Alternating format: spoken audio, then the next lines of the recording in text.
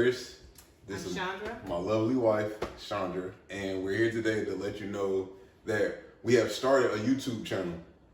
And basically our YouTube channel is real food and real conversations. That's why we started it. We're married. We have 4 kids. Sometimes you might hear them in the video. You might see them in the video.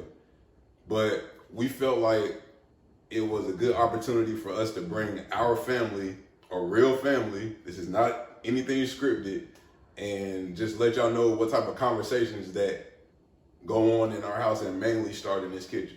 A lot of our conversations do start in the kitchen. We spend a lot of time talking about, of course, family, work, relationships, marriage, all the stuff, anything that a normal family would talk about, we talk about it. And most of our conversations do start in the kitchen. So we just thought that it would be a great time just to bring some of those topics out during, cooking. Because, like I said, a lot of our conversations come out of the kitchen. Right. A lot of the conversations we do have, they're very relevant to the times, the things that's going on in families in the world. And so we just thought maybe we may say something that may help someone. Right. So we thought that it could be very beneficial to share, the conversations that we have. That is the gist of why we started this channel. So we're going to get into it, y'all. One of the things that we talked about earlier, we were talking about, of course, relationships. We always talking about relationships anyway. Well, one thing we were talking about were like kids, and particularly as they grow up and they go through the different phases of childhood, adolescence, those types of things. And we have a different age range with our kids. We have an 8-year-old, which is the youngest. Then we have a 16-year-old, and she's a female.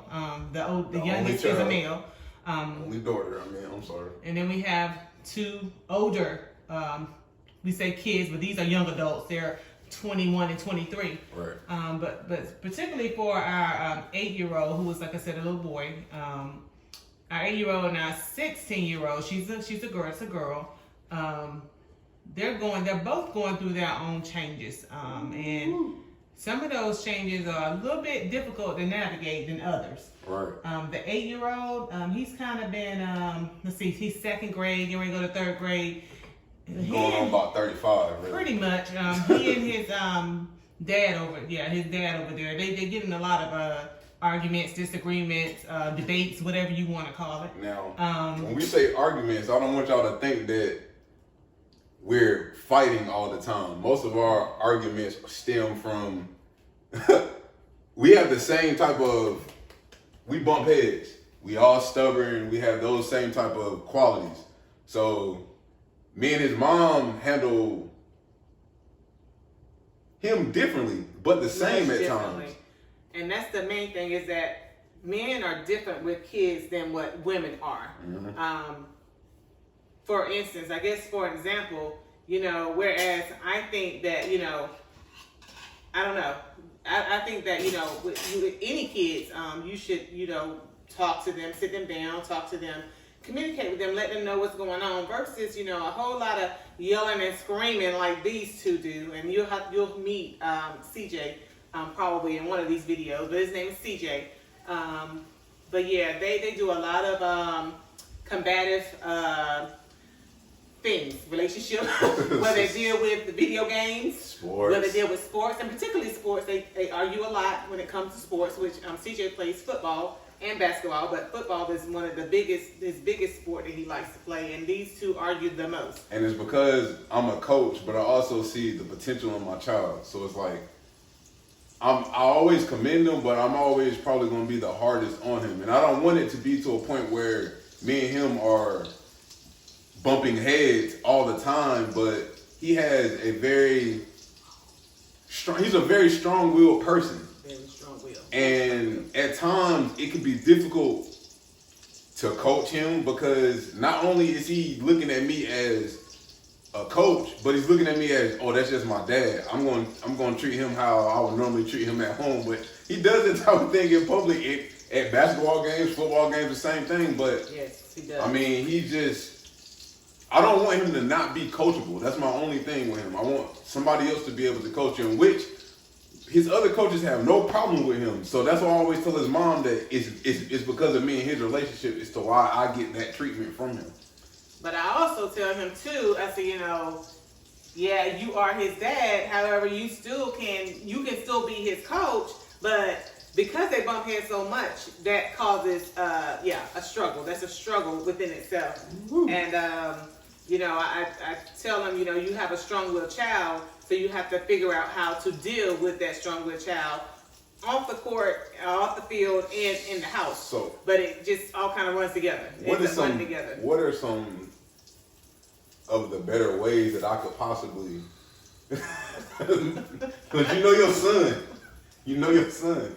Yeah. What are some of the better ways that we could give some of the viewers, some of the, dads or moms that are having the same type of issue? They have the same child as we have. They have that very strong-willed, smart child that thinks that they know everything now, which they, in terms of school, they do. They're great kids, but it's just, at times when we're explaining things to them, they think that because they're so much smart, that they're smarter than the parent. No, I think one of the things that, and I do a lot of reading, I tell them all the time, I say, you're going to have to read up on this and figure out how to navigate this situation with your child. So I think one of the things that we're learning, that you have to actually give them some sense of power over something. You have to empower them to do something. So one thing I told his dad to do, I said, well, why don't you, when you're out there working out with him, why don't you let him lead some of the exercises, let him lead some of the workouts. That way he feels like he's in charge of some things of what's going on, in charge of what's going on with himself and with the workout or whatever. So that's one thing that they said that strong with child. Give them some sense of autonomy, give them some responsibility. So that's one of the things that we talked about doing with them. It's kind of letting them lead a little bit. This child is just 8 years old. So let's get into that 16-year-old child that we have and some of the teen issues that maybe me and you never experienced, and some of the parents may be going through some of this right now where their child is going through adolescence and they don't understand why their child has an attitude or why their child is harboring these type of feelings that they're having, and they're not able to explain to the parent. How do you think those we can help them out with it? I think a lot of times with teenagers, it's difficult for them to have those conversations with their parents. It's just difficult to have the conversation with their parents because they're not sure of, depending on the topic, they're not sure how their parents might respond. They're not sure if they maybe get upset with them, so or even judge them. So I think those are some of the reasons why, a child may not talk to their parent about, as a teenager, may not talk to their parents about certain things because they're not sure how they may respond. These burgers smelling good too. Yeah, I'm looking good and smelling good. She don't eat those, but I do. But I'm gonna leave that up to him. I'm gonna show y'all after we get done how this thing's gonna look. Yeah, teenagers, they're pretty difficult to navigate. Raising a teenager is pretty hard. What's some of the tips that we could possibly give some of the parents that are out there right now? I think the main thing is open communication, keeping the flow of communication open. Mm-hmm. Having your child to know that they're welcome to come and talk to you at any time. I think that's one of the biggest things. I know growing up it was hard for me to talk to my mom. And see, you and I kind of grew up a little different in that. I would say a little different, but I'll say in that I've always had a very open relationship with my mom, and I've always felt very comfortable talking to my mom about anything. So that's the difference, maybe one of the differences between you and I. I know you're a male and I'm a female, so that I have that female to female interaction, or that type of communication or that dialogue, between the two of us. But yeah, I've always been very comfortable with talking to my mom, and she's always been very open and honest with me. But I think that's one of the biggest things though is communication. Letting let your child know, making them feel comfortable enough to be able to come to you and talk to you when there may be a need. And that is too little, but he's gonna try it anyway. Ain't nobody gonna see that. But anyway, so yeah, that's the biggest thing I think is communication when it comes to any child, whether it be a 8-year-old or a 16-year-old. I think communication is the most important thing. Right. So, what about the adult kids that we have? If you got an adult kids living in your home, 21 to 25, time to go. I mean, that's just how you going to I gave mine that, just me personally, I know things are a lot different this day and time, and, things are more expensive, and, just a lot going on in the world now. So I gave mine to at least 25, whether they in college and, doing whatever they need to do to finish school. I think 25 is probably a good age. Now, he and I may differ on that. Because he came up in where he was out by the time you were 18 years old. I was out. So, and I too was out at 18 years old, but that was a purpose of my own. Right. And it may have been a purpose of his, and it wasn't that my parents put me out, but I think that was just mine. That's what I wanted to do. Right.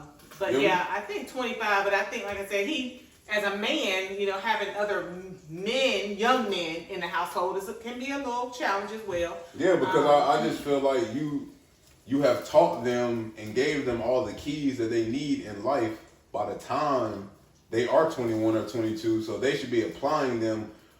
They can be practicing them while they're at home, but it's now at a certain point, it's going to be time for you to take those keys and the plans that your mom taught you or your dad taught you and go out into the world, step out into the world. Now, I do understand the fact of times are a lot different now than they were when we were coming up. And I'm telling him this all the time, but he just want to say this, No, because I tell him that all the time because he's like, well, they need to be doing this, but they need to be doing that. The thing that I say is, okay, but we got to stop making it easy for them while they're here. Of course, you can't do that. Mothers are natural nurturers, and we naturally have that type of attachment to our kids, where it's like, well, they're okay. They'll get out when they get out, or whatever. I mean, that's just a mother. To me, that's a mother. We're never gonna put our babies out. No matter what age, we still call them babies, but we're never gonna put our babies out completely out of the nest, I guess you could say.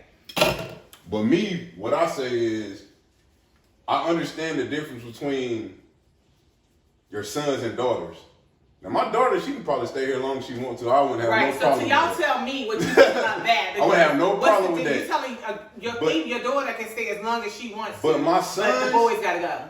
It's a certain time where it's like, all right, man, you got to step out because you got to become a man yourself and take care of yourself and take care of your family. You can't do that while you're staying at home with your parents who are feeding you every night and putting a roof over your head. You don't have any responsibilities right now as a man. So you got those responsibilities were taught to you.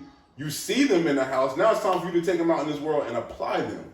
That's all that I'm saying. So that's the difference between my looking at point of view from my son and my daughter. My daughter is always, she's a girl. She's always going to need a dad. She's always going to need her mom to help them. You know what I'm saying? But men, you got to go out in this world. Like your male child is not going to need you all throughout life. He will. But what I'm saying is he ain't got to live in the house. No, he ain't got to. He got to go out and get his own. Have to live in the house. He got to go out and get his own. But I think the point that he's making is, and I do agree that we are raising men, you know, and when you raise men, you have to raise them to be responsible because one day they're going to have their own family. And they need to know how to take care of that family. That's what so I do get that, and I do agree with that point. So yeah, that's that. And yeah, man. That's how, we talk about this stuff. We talk about stuff like this all the time. All the time. So we just wanted to give it to the world and let y'all see exactly what type of content was going to be coming to this channel, because this is it. We have these real conversations. We cook this real food, and we're hoping that a lot of you stay for the conversation, because that's the main point of us making a channel. Yes, we will teach you how to make easy recipes for your kids and for yourself, and husbands, you need to be cooking for your wives. And I don't cook that much. I'm just gonna let y'all know that. But if you have any requests that you would like for me to cook, send them in. I'll try. She's gonna try, but I leave the cooking up to him. Yeah, man. I just, after 23 years of cooking for children, I don't feel like cooking anymore, and that's just the truth. Oh yeah, I forgot to mention, we've been married for going on 3 years. Ooh, Lord. 2. 2 years. I'm sorry, but we've been together almost 10 years. So it's just the marriage part. We've been felt like we've been married. Been together for long. We've been together for almost 10 years. But yeah, so. We've been together for almost 10 years. So real conversations are real food, man. We appreciate y'all for tuning in. Like, comment, and subscribe, and we'll catch you later.